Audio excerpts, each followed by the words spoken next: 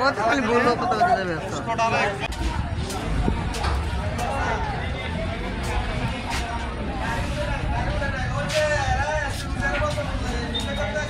বন্ধুগণ, আসসালামু আলাইকুম। চট্টগ্রাম বাঁশবাড়িয়াঘাট থেকে স্বাগত জানাচ্ছি আমি সুমন মোল্লা। উত্তাল সমুদ্র পাড়ি দিয়ে দেশের মূল ভূখণ্ড পৌঁছানো চট্টগ্রাম সন্দ্বীপের মানুষের নিত্যদিনের সংগ্রাম। সেই সংগ্রামটি দেখার জন্য চলে আসলাম আমরা বাঁশবাড়িয়াঘাটে। সন্দ্বীপ থেকে এখন বাস ছুটে চলছে ঢাকা চট্টগ্রামের পথে। ফেরিতে চেপে সাগর পাড়ি দেওয়ার স্বপ্ন পূরণ হলো সন্দ্বীপের বাসিন্দাদের। বেশ কয়েকদিন আগে চট্টগ্রামের সীতাকুণ্ডের বাঁশবাড়িয়া ফেরিঘাট থেকে সন্দ্বীপ গুপ্তচরা ফেরিঘাটের নৌপথে আনুষ্ঠানিকভাবে চালু হলো ফেরি সার্ভিস চালুর মধ্য দিয়ে সন্দ্বীপে যাত্রীবাহী ও মালামালবাহী যানবাহন চলাচলও শুরু হয়েছে। ফেরি সার্ভিস উদ্বোধনে 7 জন উপদেষ্টা ও প্রধান উপদেষ্টা 2 জন বিশেষ সহকারী উপস্থিত ছিলেন। চারপাশের জলরাশি ঘেরা সন্দ্বীপ মাত্র 750 বর্গ কিলোমিটারের এক টুকরো ভূখণ্ড। বলে রাখি, আমারও জন্মস্থান সন্দ্বীপে। এই অঞ্চলে প্রায় 4 লাখ বাসিন্দার যাতায়াতের ব্যবস্থার জন্য রয়েছে কুমিরা, গুপ্তচরা ঘাট সহ কয়েকটি নৌপথ। একটি মাত্র যাত্রীবাহী জাহাজের মানুষ যাতায়াত করতেন এতদিন। পাশাপাশি স্পিডবোট, কাঠের বোট, ট্রলারে ঝুঁকি নিয়েও যাত্রী পারাপার হতো। ঘটত অনেক দুর্ঘটনা, ছিল কাদা মারিয়া হাঁটার দুর্ভোগও। এসব দুর্ভোগ থেকে রক্ষা পেল সন্দ্বীপের বাসিন্দারা। উদ্বোধনে বেশ কয়েকদিন হলো, আমাদের আসা হয়নি, কর্মব্যস্ততার কারণেই আসতে পারিনি। তাই আজকে চলে আসলাম ফেরিঘাটে। আজকে সারাদিন আমরা ঘুরবো ফিরবো এবং ফেরিঘাট নিয়ে বিভিন্ন রকম ভিডিও দেওয়ার চেষ্টা করব। বন্ধুগণ, আমাদের ভিডিওগুলো দেখছেন নাজিমুদ্দিন সোহাগ সুবর্ণচর থেকে, মাসুদুর রহমান সন্দ্বীপ থেকে, সাবিনা ইয়াসমিন সন্দ্বীপা মাইয়া চট্টগ্রাম থেকে, নূপুর বেগম চট্টগ্রাম থেকে, আমেনা বেগম নোয়াখালী থেকে, মোহাম্মদ কবির সৌদি আরব থেকে। আপনি কোন জেলা থেকে আমাদের ভিডিওগুলো দেখতেছেন কমেন্ট করে জানাবেন। পরবর্তী ভিডিও আপনার কমেন্টের উত্তর দেওয়া হবে।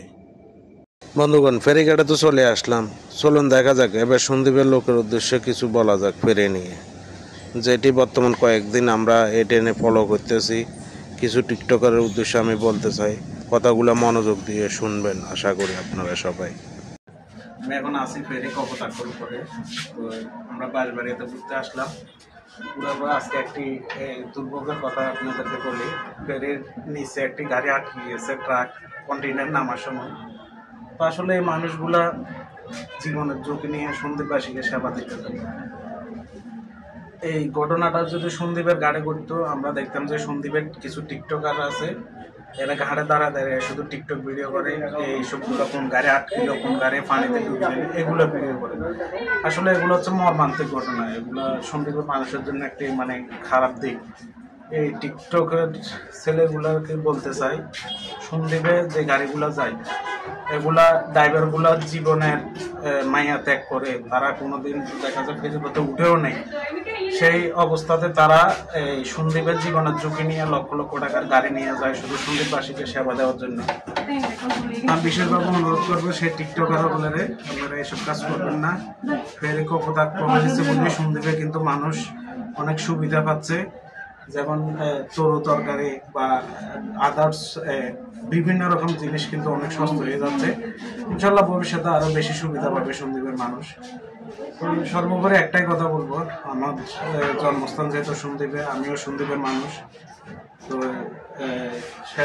বলতে চাই যে আপনারা সন্দ্বীপবাসী কিন্তু একটু এই দিকগুলো খেয়াল রাখবেন। এই যে গাড়িগুলো যায়, অনেক সময় সন্দ্বীপের রাস্তাঘাট চিপা বা রাস্তা দিয়ে গাড়ি বাজে যাচ্ছে, ওদেরকে একটু হেল্প করবেন, সহযোগিতা করবেন, যেহেতু এখনো রাস্তাঘাট বড় হয় নাই।